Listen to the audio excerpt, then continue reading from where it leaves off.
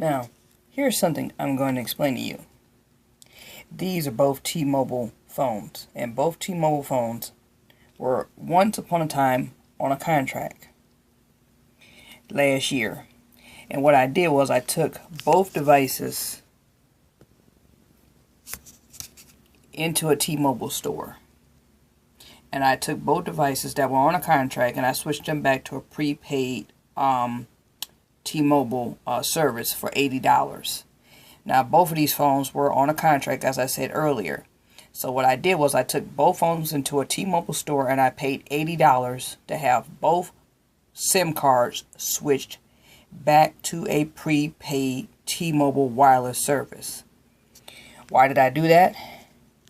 For one thing, I saved myself the hassle of having to buy another phone. Now, let me tell you something. That was the smartest thing that I ever did as far as two devices that I actually had on a contract with T-Mobile. So, if you've paid off your devices that you've had on a contract with T-Mobile, like I did, and actually took the phones and had them put back on a prepaid wireless T-Mobile account, that's better than risking flashing a phone. Why do I say that? It's because when you flash your phone, you don't have any guarantee that the phone is actually going to be flashed over to the network that you want. And if a company tells you you have to send your device out, would you really risk sending your phone out to have it flashed and then kind of find out some of the features and services may not work, and then you have to pay a fee and you don't know exactly if it's the phone that you sent to the company or if you didn't. So my advice is this. These two phones here are proof in the pudding that I've had this service with T-Mobile prepaid on my Galaxy Note 5 and my LG Stylo 2, which is on my left. And I will tell you that taking the phones in earlier during the month to have them put back on a prepaid T-Mobile account is better than buying newer devices. I saved myself some money. Plus the plan that I have is $80 on both devices, which both have a mobile hotspot.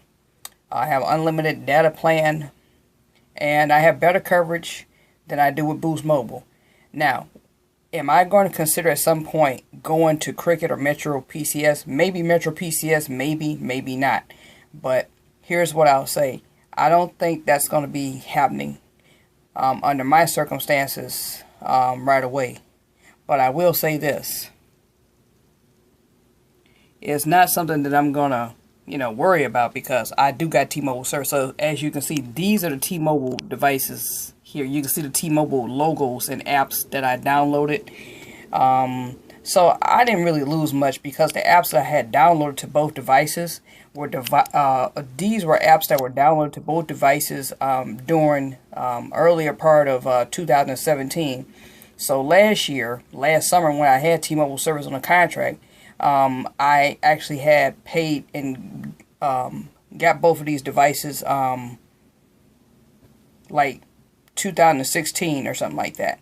So the apps and services that I already had, so when I let the contract go for a minute, as I say, I made a smart move by taking the devices into a T-Mobile store, and I took the SIM cards out that was on a contract, and I actually have both lines of service for $80 on T-Mobile's network. Now, as I say, it's up to each individual's circumstances of how and what they can do. I can't say, but I do know this, that what I pay, what my monthly plan is $80 for two phones that were on a contract. And I paid both devices off. Also, I had my Samsung Galaxy S2 tablet, and I paid off my devices. And it's a good thing that I did, because if I hadn't paid off my T-Mobile phones, I wouldn't have been able to take either one of these phones into a T-Mobile store and have them put on a prepaid contract. So, in a nutshell, that's what I did. Now, as I say, with Metro and Cricket's a little bit more expensive. Metro is a little bit less expensive than T-Mobile, and that's what I would recommend if you're going to go that route. But I would not recommend flashing a phone, because you do have to pay a fee and you have to ship the phone out. Even if you take the phone to a store, you have to have it sent out and sent back to you. And, I don't know if I want to spend risking that kind of money.